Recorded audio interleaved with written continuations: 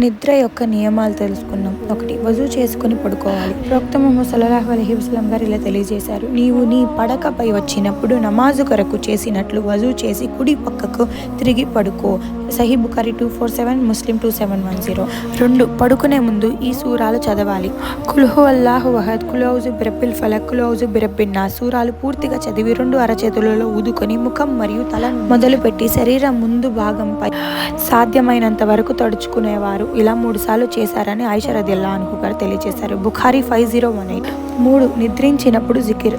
బుఖారీ 6318, ముస్లిం 2727 చూసుకున్నట్లయితే ఫాతిమా రదియల్లాహు అన్హా గారు ఒకసారి ప్రవక్త సల్లల్లాహు అలైహి వసల్లం గారితో పని మనిషి కావాలని అడిగినప్పుడు, మీ కొరకు పని మనిషి కన్నా మేలైన విషయం తెలుపనా అని ఆయన ఇలా అన్నారు: మీరిద్దరూ పడకపై చేరుకున్నప్పుడు 34 సార్లు అల్లాహు అక్బర్, 33 సార్లు సుబహానల్లా, 33 సార్లు అల్హమ్దులిల్లా అని పఠించండి.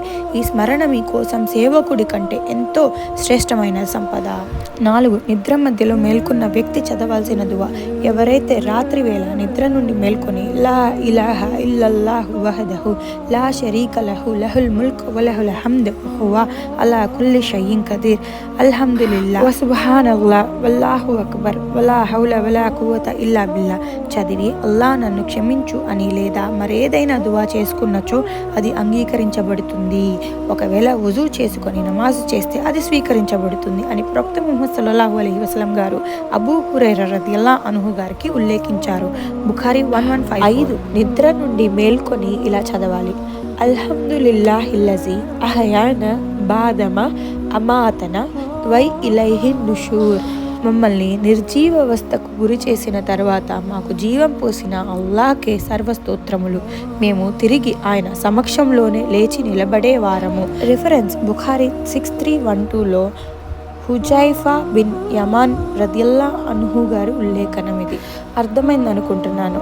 ఫస్ట్ మనం వజూ చేసుకొని పడుకోవాలి. పడుకునే ముందు సూరాలు చదువుకోవాలి. నిద్రించే ముందు జికిర్ చేసుకొని నిద్రించాలి.